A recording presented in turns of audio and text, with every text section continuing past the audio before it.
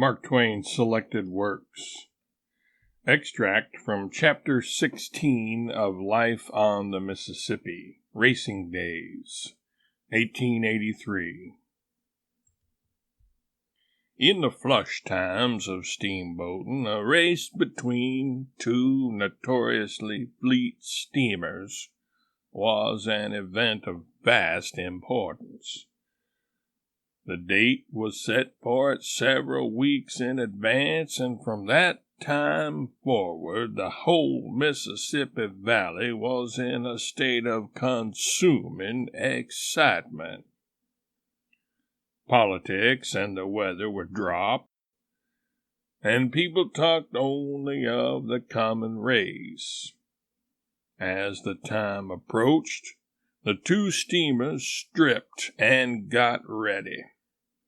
Every encumbrance that added weight or exposed a resisting surface to wind or water was removed, if the boat could possibly do without it.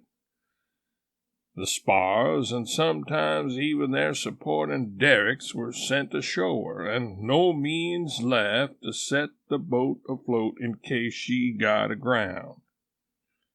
When the Eclipse and the A.L. Shotwell ran their great race many years ago, it was said that pains were taken to scrape the gilding off the fanciful device which hung between the Eclipse's chimneys, and that for that one trip the captain left off his kid gloves and had his head shaved. But I always doubted these things. If the boat was known to make her best speed when drawn 5½ feet forward and 5 feet aft, she was carefully loaded to that exact figure. She wouldn't enter a dose of homeopathic pills on her manifest after that. Hardly any passengers were taken because they not only add weight, but they never will trim boat. They always run to the side when there is anything to see, whereas a conscientious and experienced steamboatman would stick to the center of the boat and part his hair in the middle with the spirit level. No way freights and no way passengers were allowed, for the racers would stop only at the largest towns, and then it would be only touch and go. Coal flats and wood flats were contracted for beforehand, and these were kept ready to hitch on to the flying steamers at a moment's warning. Double crews were carried so that all work could be quickly done. The chosen date being come, and all things in readiness, the two great steamers back into the stream, and lie there jockeying a moment, and apparently watching each other's slightest movement like sentient creatures. Flags drooping, the pent steam shrieking through safety valves, the black smoke rolling and tumbling from the chimneys and darkening all the air. People everywhere. The shores, the housetops, the steamboats, the ships are packed with them, and you know that the borders of the broad Mississippi are going to be fringed with humanity thence northward 1,200 miles to welcome these racers. Presently, tall columns of steam burst from the escape pipes of both steamers. 2 guns boom a goodbye.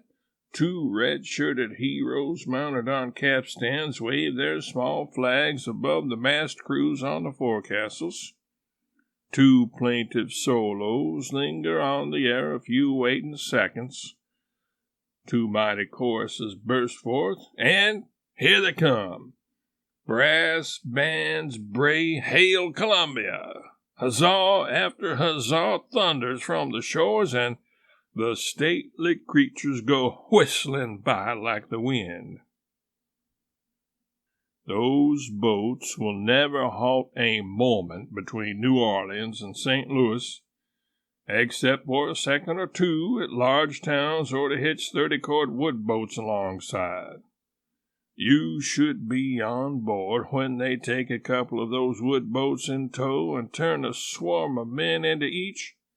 By the time you have wiped your glasses and put them on, you will be wondering what has become of that wood. Two nicely matched steamers will stay inside of each other day after day. They might even stay side by side, but for the fact that pilots are not all alike and the smartest pilots will win the race. If one of the boats has a lightning pilot, whose partner is a trifle his inferior, you can tell which one is on watch by noting whether that boat has gained ground or lost some during each 4-hour stretch. The shrewdest pilot can delay a boat if he has not a fine genius for steering. Steering is a very high art. One must not keep a rudder dragging across a boat's stern if he wants to get up the river fast. There is a great difference in boats, of course. For a long time I was on a boat that was so slow, we used to forget what year it was we left port in. But, of course, this was at rare intervals. Ferry boats used to lose valuable trips because their passengers grew old and died, waiting for us to get by. This was at still rarer intervals. I had the documents for these occurrences, but through carelessness they have been mislaid. This boat, the John J. Roe, was so slow that when she finally sunk in Madrid Bend, it was 5 years before the owners heard of it. That was always a confusing fact to me, but it is according to the record anyway.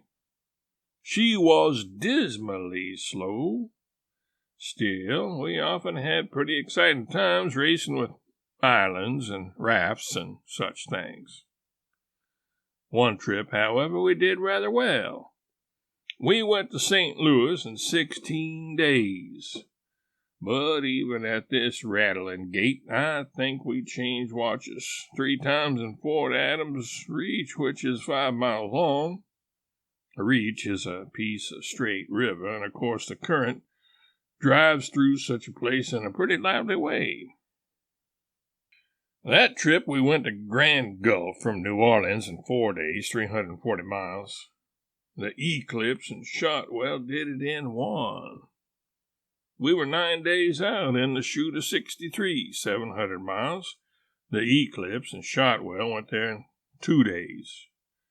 Something over a generation ago, a boat called the J.M. White went from New Orleans to Cairo in 3 days, 6 hours, and 44 minutes.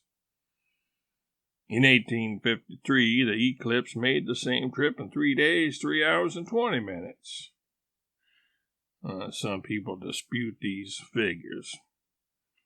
In 1870, the Robert E. Lee did it in 3 days and 1 hour. This last is called the fastest trip on record. I will try to show that it was not, for this reason. The distance between New Orleans and Cairo, when the J.M. White ran it, was about 1,106 miles. Consequently, her average speed was a trifle over 14 miles per hour.